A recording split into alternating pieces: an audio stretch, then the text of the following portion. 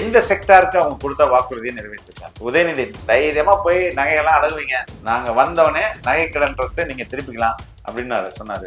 நகை கடன் ரத்தா, கல்வி கடன் ரத்து சொன்னாங்க, ரத்தா. அதே போல உங்களுக்கு எல்லாம் பழைய ஓய்வூதிய திட்டம் வந்துடும் அப்படின்னு சொன்னாங்க, வந்துச்சா? திமுக ஸ்ட்ரக்சர் வந்து பலமாக உள்ள ஒரு பார்ட்டி. அவங்க பேசுற விஷயங்கள் எல்லாத்தையுமே எப்படின்னா ரொம்ப ஏன் பயப்படுறீங்க அப்படிங்கிற மாதிரி விஜய் கேக்குறாரு. அவங்க பயந்துதான் விமர்சிக்கிறாங்களா? ஆப்வியஸா இல்லைன்னா எதுக்குமா இவ்வளவு முட்டுக்கட்டை? இந்த பயம் எதுக்கு? இப்ப விஜய் சொல்ற மாதிரி if is not a player at all, Vijay ஒரு பிளேயரே இல்லைன்னு விடுங்க, அப்புறம் எதுக்கு நீங்க கவலைப்படுறீங்க? விட்டு எல்லா இடத்தையும் பர்மிஷன் பிளேயோ அந்தாலும் வந்து சினிமாக்காரன் வந்தா மக்கள் போட்டு ஓட்டெல்லாம் போட மாட்டாங்க, விடு எல்லா இடத்தையும் பர்மிஷன் கொடு, is not going to create an impact அப்படின்னு சொல்லிட்டு போக வேண்டியது. திமுக திட்டும் போது ஒரு ஆர்டர் வச்சு திட்டுவாங்க. யாரு ஃபர்ஸ்ட் எதிரி, யார் ரெண்டாவது எதிரி, யார் மூணாவது. திருவண்ணாமலை மாநாட்டுக்கு முன்பு நீங்க பாத்தீங்கன்னா முதல்ல அதிமுக திட்டுவாங்க, அதுக்கு அடுத்தது பிஜேபி திட்டுவாங்க, மூணாவதா விஜய் திட்டுவாங்க. கொள்கையற்ற கும்பல். இந்த இளைஞரின் மாநாட்டில் பாத்தீங்கன்னா ஃபர்ஸ்டே விஜய் தான். அப்ப திட்டுறதுல மூணாவது இடத்துல முதல் இடத்துக்கு வந்திருக்காருல்ல. திருவண்ணாமலையிலுமே வந்து ஸ்டார்டிங்ல சொல்லும் போது திருவண்ணாமலையில கடல் இல்ல அப்படின்னு யார் சொன்னது? முன்னாடி கூட்டம் கடல் வந்து இப்ப இந்த கடலையும் அந்த கடலையும் போய் பாருங்க, இப்போ எந்த கடல் வந்து உண்மையான கடல்? விஜயோட இந்த டோட்டல் ஸ்பீச் அப்படிங்கறத நீங்க எப்படி பாக்குறீங்க? பிரில்லியன்ட் ஸ்பீச், எல்லாத்துக்குமான ஆன்சர். இவர் மேல வைக்கப்பட்ட எல்லா விமர்சனக்கும் ரொம்ப ரொம்ப சிம்பிளா, நான் எத்தனை முறை தான் சொல்றது, ஐ எம் அகேன்ஸ்ட் போத். பிஜேபிக்கு நான் எதிரி, டிஎம்கேக்கும் எதிரி. கமலஹாசன் அவர்கள் அவங்களும் நடிகர் தான், அவருக்கும் கூட்டம் வரும், அவருக்கும் ரசிகர்கள் இருந்தாங்க. எல்லாமே பாஸ்டன்ஸ் தான், அவரும் நடிகர் தான். அவரும் see, have you seen கமலஹாசனுடைய பரப்புரைக்கு இந்த அளவுக்கு கூட்டம் வச்சா? அதுதான் வை விஜய்க்கு இவ்வளவு மாஸ் அப்படின்னு அதான் மக்கள் நம்புறாங்க. இன்னைக்கு ஈரோட்ல திரண்ட கூட்டம் இருக்குல்ல, அது எதுக்காக? யாருக்காக? செங்கோட்டையனுக்காக, புசியானதுக்காக, யாருக்காக? விஜய்க்காக வந்து. விஜய் தானே வந்திருக்கு. அதேதான், இதேதான் ஒவ்வொரு தொகுதியிலும் எல்லாரும் வந்து தாவேக்காக ஓட்டு போடணும்னு கூட சொல்ல மாட்டாங்க, விஜய் கட்சிக்கு ஓட்டு போடணும். விஜய் வந்து சினிமாவில் இருந்ததை விட அவர் அரசியலுக்கு வந்த பிறகு இன்னும் அவர் மேல ஈர்ப்பு அதிகரிச்சு. அதான் உண்மை. இப்போ பொதுவாக ஓட்டு போட்டுருவீங்க. Maybe or may not be. Okay, மேபின்னு சொல்ல வரதுல. இன்க்ளூசிவ் நியூஸ் தமிழ் நேயர்களுக்கு வணக்கம். இன்றைக்கு நேர்காணல நம்ம கூட இணைஞ்சிருக்காங்க மூத்த பத்திரிகையாளர் திரு ஃபெலிக்ஸ் ஜெரால்ட் அவர்கள். நிறைய கேள்விகள் கேட்க போறோம், வாங்க பேசலாம். வணக்கம் சார். வணக்கம். நிறைய பேர் ஓட் பண்ணி தான் டிஎம்கே இப்போ ஆட்சியில இருக்கு. விஜய் சொல்றது வந்து உங்க பக்கம் காசு இருக்கு, என் பக்கம் வந்து மக்கள் மாஸ் இருக்கு. அப்போ மக்களோட மாஸ் இல்லாமையா இப்போ ஆட்சியில இருக்கிறாங்க அவங்க? இல்ல, காசும் ஒரு ரோல் பிளே பண்ணிருக்கு. மக்களுடைய ஆதரவு இல்லாம எந்த கட்சியுமே ஆட்சி அமைக்க முடியாது. அப்ப இப்போ உங்களுடைய ரியல் முகம் தெரிஞ்சு போயிடுச்சுல. People have come to know what is DMK. எந்த செக்டாருக்கு அவங்க கொடுத்த வாக்குறுதியை நிறைவேற்றிருக்காங்க. உதயநிதி தைரியமா போய் நகையெல்லாம் அடகுவீங்க, நாங்க வந்தவனே நகை கடன் ரத்து நீங்க திருப்பிக்கலாம் அப்படின்னு சொன்னாரு. நகை கடன் ரத்தா, கல்வி கடன் ரத்து சொன்னாங்க, ரத்தா. அதே போல உங்களுக்கு எல்லாம் பழைய ஓய்வூதிய திட்டம் வந்துடும் அப்படின்னு சொன்னாங்க, வந்துச்சா? இப்ப இதெல்லாம் வந்து இந்த செக்டாருக்கு இது தேவைப்படுது. மாணவர்கள் அப்பா எஜுகேஷன் லோன் வாங்கி படிச்சுட்டு வேலை இல்லாம அவன் துரத்துறானேன்னு அவனுக்கு அந்த பிரச்சனை. அப்ப அவனுக்கு என்ன பண்றது? ஓகே, நான் கல்வி கடனை ரத்து பண்றேன்னா entire student community was happy. நான் வந்து விவசாயம் இருக்கேன், நகை கடன்ல வந்து நிறைய வச்சுட்டேன், என்னால மீட்க முடியல, நகையெல்லாம் போகுது. அப்ப கூட்டுறவு சங்கங்கள்ல நகையெல்லாம் வந்து ரத்து பண்ண போறேன் அப்படின்னா விவசாய கம்யூனிட்டி ஹாப்பி. உங்களுடைய லோன்லாம் ரத்துன்னா விவசாய கம்யூனிட்டி ஹாப்பி. நான் வந்து டீசல் பெட்ரோல் விலையெல்லாம் குறைப்பேன் அப்படின் போது டிரான்ஸ்போர்டேஷன் கம்யூனிட்டி ஹாப்பி. அதாவது எல்லா கம்யூனிட்டியும் ஹாப்பி. இப்போ அவங்கள மகிழ்ச்சி படுத்துற மாதிரி சொல்லிட்டு இதெல்லாம் சேர்ந்துதான் உங்களுக்கு வாக்குகள்லாம் மாறுது. வந்தவொடனே ஒன்றும் பண்ணலையே. இப்ப ரியாலிட்டி அவங்க பிடிச்சிருப்பாங்கல்ல. விஜய் வந்து பாண்டிச்சேரியில பேசும்போது ஒரு விஷயம் என்னன்னா, ரேஷன் கடைகள் இல்ல அப்படின்னு பேசினாங்க. அதுக்கப்புறம் அது விமர்சனத்துக்குள்ளாகுது. ரேஷன் கடைகள் இல்லாமலாம் இல்ல அப்படிங்கிற மாதிரி வருது. இந்த டேட்டா கன்ஃபியூஷன் அப்படி யார் சொன்ன டேட்டா கன்ஃபியூஷன்? இல்ல, அது வந்து இப்ப மக்கள் மத்தியில அது இருக்கா இல்லையா? மொத்த பாண்டிச்சேரிலையும் 500 and odd ரேஷன் ஷாப். அது வந்து 2019ல இருந்து 23 கிரண்பேடி பீரியட்ல க்ளோஸ் பண்ணப்பட்டுச்சு. க்ளோஸ் பண்ணிட்டு ரேஷன் ஷாப்னா என்னென்ன தருவாங்க? கெரசின் தருவாங்க, ஆயில் தருவாங்க, பாம் ஆயில் தருவாங்க, பருப்பு தருவாங்க, அதுக்கப்புறம் வந்து சக்கரை தருவாங்க, அரிசி தருவாங்க, ரைட்டுங்களா? இது மாதிரி 5-6 பொருட்கள் தருவாங்க அந்தந்த ஊர்லயும். இதை க்ளோஸ் பண்ணிட்டு இப்பதான் 2024ல தான் தே ஆர் ரீஓப்பனிங் இட். 200 கடை தான் இருக்கு. அதுவும் ஒன்லி அரிசி மட்டும்தான் தராங்க. அரிசி கடைக்கு பேர் ரேஷன் கடை இல்ல, அரிசி கடைக்கு பேர் ரேஷன் கிடையாது. இன்னமுமே கெரோசின், அதுக்கப்புறம் இந்த தால், மற்ற விஷயங்களுக்கு தேவையான அது எவ்வளவு பொருட்கள் இன்னும் அவங்களுக்கு பேங்க்ல தான் போயிட்டு இருக்குது, அவங்களுடைய டைரக்ட் டெபாசிட் தான் போயிட்டு இருக்குது. அப்ப விஜய் வந்து ஃபேக்சுவலர்னு இவங்க வந்து கட்டமைச்சு உருட்டுறாங்க. விஜய் சொன்னது சரி. திமுக ஸ்ட்ரக்சர் வந்து பலமாக உள்ள ஒரு பார்ட்டி. அவங்க பேசுற விஷயங்கள் எல்லாத்தையுமே எப்படின்னா ரொம்ப ஏன் பயப்படுறீங்க அப்படிங்கிற மாதிரி விஜய் கேக்குறாரு. அவங்க பயந்துதான் விமர்சிக்கிறாங்களா? ஆப்வியஸா, இல்லைன்னா எதுக்குமா இவ்வளவு முட்டுக்கட்டை? இவ்வளவு நாள் அவருக்கு வந்து விஜய்க்கு எந்த ஊருக்கும் போக முடியாத ஒரு நிலை இல்ல. அவர் இதுக்கு முன்னாடி சேலம் கேட்டாரு, சேலத்துல பிரச்சார பயணம் மேற்கொண்டு சேலம் பர்மிஷன் கேட்டாரு, கொடுத்தாங்களா? ஒரு மாசத்துக்கு முன்னாடியே நீங்க கேட்கணும்ன்றாங்க. அதுக்கப்புறம் தான் அவர் பாண்டிச்சேரி போனாரு. சாரி, பாண்டிச்சேரி போல ஒரு இண்டோர் மீட்டிங் காஞ்சிபுரத்துல போட்டாங்க. அதுக்கப்புறமும் இவங்க பர்மிஷன் கொடுக்கல, பாண்டிச்சேரிக்கு போனாங்க. அப்ப இந்த பயம் இருக்கு. இப்ப விஜய் சொல்ற மாதிரி if is not a player at all, Vijay ஒரு பிளேயரே இல்லைன்னு விடுங்க, அப்புறம் எதுக்கு நீங்க கவலைப்படுறீங்க? விட்டு எல்லா இடத்தையும் பர்மிஷன் முடியோ, அந்தாலும் வந்து சினிமாக்காரன் வந்தா மக்கள் போட்டு ஓட்டெல்லாம் போட மாட்டாங்க, விடு எல்லா இடத்தையும் பர்மிஷன் கொடு, is not going to create an impact அப்படின்னு சொல்லிட்டு போக வேண்டியது என்ன? ஏன் போக மாட்டாங்க? புரியுதுங்களா? அப்போ உண்மையிலே இப்ப திமுக திட்டும் போது ஒரு ஆர்டர் வச்சு திட்டுவாங்க. யாரு ஃபர்ஸ்ட் எதிரி, யார் ரெண்டாவது எதிரி, யாரு மூணாவது எதிரி. இந்த திருவண்ணாமலை மாநாட்டுக்கு முன்பு நீங்க பாத்தீங்கன்னா கூட முதல்ல அதிமுக திட்டுவாங்க, அதுக்கு அடுத்தது பிஜேபி திட்டுவாங்க, மூணாவதா விஜய் திட்டுவாங்க. கொள்கையற்ற கும்பல், அவங்களுக்குன்னா கொள்கைனா என்னன்னு தெரியாது, அதாவது ஏதாவது கும்பல் சொல்லிட்டு போயிடுவாங்க. ஆனா இந்த உதயநிதியோட ஸ்பீச் இந்த இளைஞரின் மாநாட்டுல பாத்தீங்கன்னா ஃபர்ஸ்டே விஜய் தான்.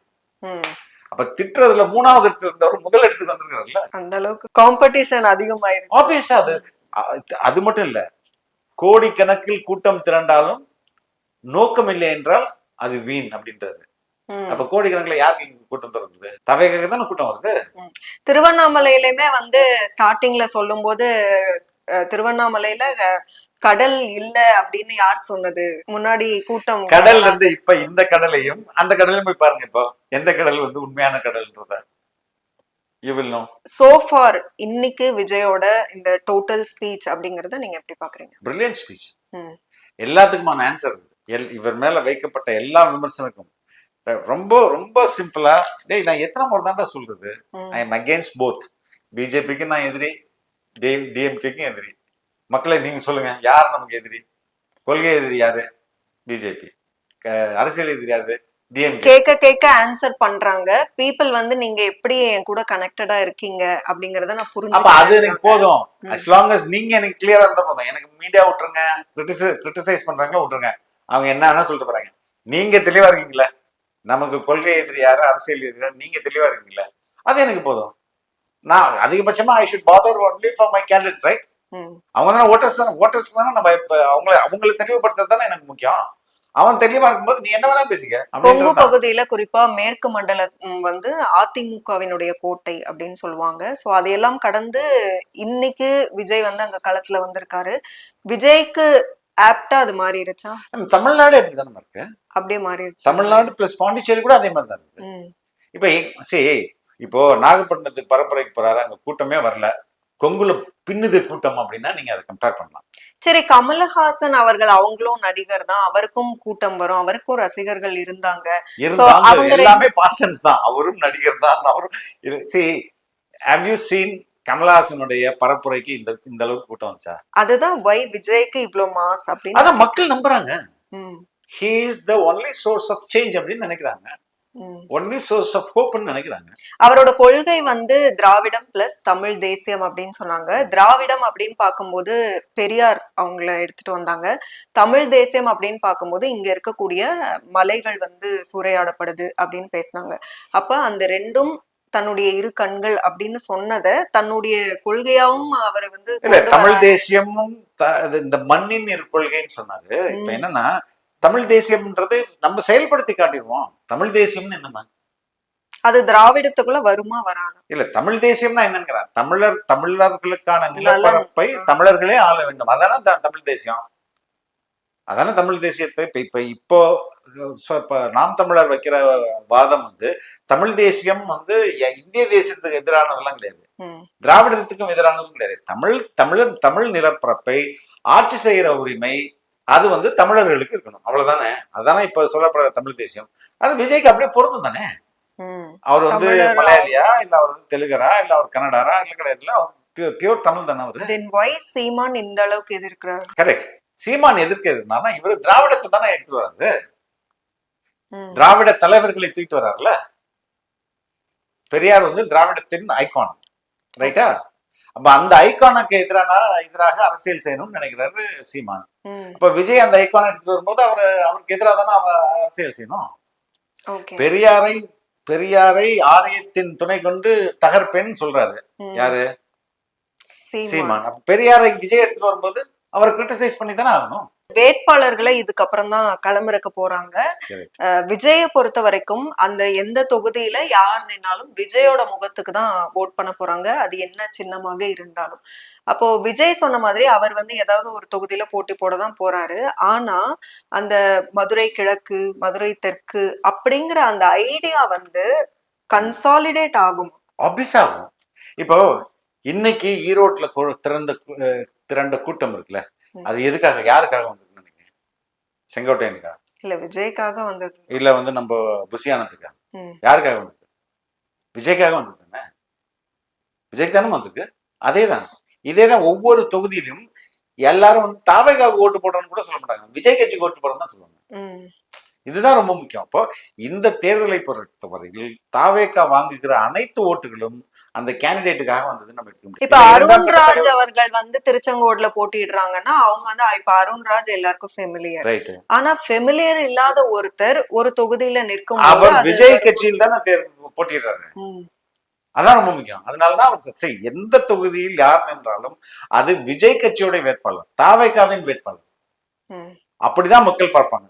ஓ இந்த கேண்டிடேட்டா, ஓ டிஎம்கே இந்த கேண்டிடேட்டா, இந்த கேண்டிடேட் வந்து நாம் தமிழரா, இவர் என்ன படிச்சிருக்காரு, இவர் என்ன பண்ணிருக்காரு, இவருக்கு என்ன எக்ஸ்பீரியன்ஸ் இருக்கு, எல்லா பயோடேட்டா வேணுங்க, உட்கார்ந்து அனலைஸ் பண்ணுவோம். இல்ல அப்படிலாம் யாரும் பண்ண மாட்டாங்க. மக்கள் வந்து வேட்பாளர் வந்து இவரோட பேக்ரவுண்ட் என்னன்னு தெரிஞ்சுக்காம விஜய்க்காகவே போட்டுருவாங்கன்னு முதல் முறையில் அப்படித்தான் நடக்கும். இந்த முதல் முறை தேர்தல் ஃபர்ஸ்ட் டைம் எலெக்ஷன், அதுல வந்து ஒரு வேவ், ஒரு யூத் வேவ், ஒரு விமன் வேவ், ஒரு விஜய் வேவ் நடிக்குதுல. இது எல்லாருமே விஜய்க்காக போடுற ஓட்டு தான். இதற்கு அடுத்த தேர்தல் நீங்க சொன்னீங்கன்னா இந்த எம்எல்ஏ எப்படி பெர்ஃபார்ம் பண்றாரு, அவர் பெர்ஃபார்மன்ஸ்ல எப்படி இருக்குது அப்படின்லாம் அவங்க அனலைஸ் பண்ணி ஒரு 10% போடுவாங்க, ரைட்டுங்களா? இல்ல ஒரு 5% போடுவாங்க. ஆனா முதல் தேர்தல்னு வரும்போது ஃபுல் வேவ் தான். பிரசாந்த் கிஷோர் ஒண்ணு சொன்னாங்க, குடும்பத்துக்கு ஒருத்தர் வந்து விஜய்க்கு ஓட் பண்ணாலும் Vijay will be the CM. அப்போ குடும்பத்துல ஒருத்தர் 2 கோடி ஃபேமிலி கார்டுங்க இருக்குமா? 2 கோடி ஃபேமிலில 2 குடும்பத்துக்கு ஒருத்தர் வந்தா எத்தனை ஓட்டு வருது? 2 கோடி ஓட்டு வருதா? 2 கோடி ஓட்டுனாலே அது கிட்ட ஒரு 44%. அது போதாதா? அந்த வீட்டுக்கு ஒரு ஓட்டு அப்படிங்கறது ஃபுல்லா எல்லாருமே எல்லா வீட்லயுமே பாசிபிலிட்டி இருக்கா? எல்லா வீட்லயுமே பாசிபிலிட்டி இருக்கு. எஸ், எல்லா வீட்லயுமே ஒரு விஜய் ஃபேன் இருப்பாங்க. விஜய் ஃபேன்ன்றதை விட எனக்கு விஜய் வந்து சினிமாவில் இருந்ததை விட அவர் அரசியலுக்கு வந்த பிறகு இன்னும் அவர் மேல ஈர்ப்பு அதிகரிச்சிருக்கு. ஓகே, அதான் உண்மை. இப்போ பொதுவாக ஓட்டு போட்டுருவீங்க, maybe or may not be. Okay, மேபின்னு சொல்ல வரதுல அதாவது நிறைய கம்பேரிசன் வந்தது. அஜித் அவர்கள் வந்து ரசிகர்களை கட்டுப்படுத்த தெரிந்தவர் அப்படின்லாம் வந்து விஜயை கம்பேர் பண்ணி சொன்னாங்க. ஏன்னா அவங்களுடைய அதாவது அணில்கள், தற்கூரிகள் நிறைய மரத்து மேல ஏறுறாங்க, இப்படி விமர்சனங்கள்லாம் வந்தது. இன்னைக்கு ஒண்ணு நடந்தது, அதே மாதிரி ஒருத்தர் உயரத்துல ஏறி ஒரு விஷயம் பண்றாரு. அகைன் வந்து அந்த கட்டுப்படுத்தின அந்த பாணி வந்து எப்படி இருக்கு? வெரி பியூட்டிஃபுல்லா இருக்குல்ல. see இப்போ இது நீங்க இப்போ முந்தானை I mean again will go to Tiruvannamalai மாநாடு முடிஞ்சோன்னா வாழைத்தாரெல்லாம் அறுத்து எடுத்தாங்க, பாத்தீங்களா இல்லையா? அப்ப அவங்க அரசியல் மயப்படுத்தப்பட்டிருக்காங்க. வாழைத்தார் எல்லாம் உருவிட்டு இருக்காங்க, அதே டிஷர்ட் போட்டு எல்லா கூட்டத்திலயும் சிலர் அப்படி ரைட். அப்ப மாப் சைக்காலஜின்னு ஒண்ணு இருக்கு இல்லையா, அதை நீங்க புரிஞ்சுக்கணும். ஒரு கல்லூரி ஸ்டூடெண்ட் ஒருத்தனா போகும்போது ரொம்ப சாஃப்டா சைலண்டா போயிட்டு வருவான். அதே கல்லூரி ஸ்டூடெண்ட் ஒரு பஸ் ஃபுல்லா இருந்தானா அது எப்படி இருக்கும்? எப்படிமா இருக்கும்? அந்த பஸ் ரொம்ப அவன் தனியா இருக்கும்போது எப்படி அமைதியா போயிட்டு வந்தானா அதே மாதிரி இருக்குமா, இல்ல கலடா ஜாஸ்தியா இருக்குமா? ஜாஸ்தியா இருக்கும். அப்ப அது மாபுக்குன்னு ஒரு சைக்காலஜி இருக்கு இல்லையா, அது அப்படிதான் பிஹேவ் பண்ணும். அதை நீங்க வந்து எந்த கட்சியா இருந்தாலும் கட்டுப்படுத்த முடியாது. மக்கள் கூட்டணி நேரத்துல விஜயகாந்துக்கும் வைகோவுக்கும் இதே வேலை தான். கொடியை கீழே போடு, கொடியை கீழே போடு, அங்க உட்காராத, இங்க உட்காராதன்னு சொல்லிட்டு இன்னும் அந்த வீடியோ எல்லாம் எங்கள்கிட்ட இருக்கு. அவங்க எல்லாம் அப்போ வந்து யார சொல்லுவாங்கன்னா விடுதலை சிறுத்தைகள் கட்சியை சொல்லுவாங்க. எப்பா விசிகே கூட இருக்கு அங்க உட்காரு, இதே மிரட்டிட்டே இருப்பாரு வைகோ. இது மாப் எல்லா காலத்திலயும் இருக்கிறது தான். இங்க கூட்டம் அதிகமா இருக்கிறதுனால உங்களுக்கு அது வந்து பெருசா தெரியுது.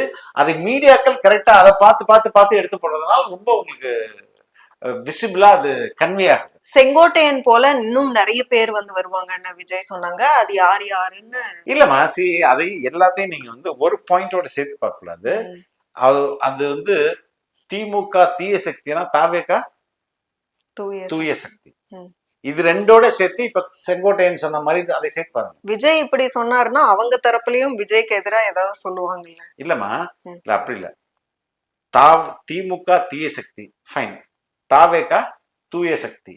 அப்போ செங்கோட்டையன் சொன்னது போன்று பலரும் இங்கு வந்து இணைவார்கள் அப்படின்னும் போது இப்ப தூய சக்தியில யார் வந்து இணைய முடியும்? கரப்ஷன் இல்லாதவங்க. கரெக்ட், அவங்கதான் வந்து இணைய. மோஸ்ட்லி கரப்ஷன் ஆளுங்க தான் இருக்காங்க. அப்ப மோஸ்ட்லி இணைய மாட்டாங்க. ஓகே, மிக்க நன்றி உங்களுடைய நேரத்துக்கும் ரொம்ப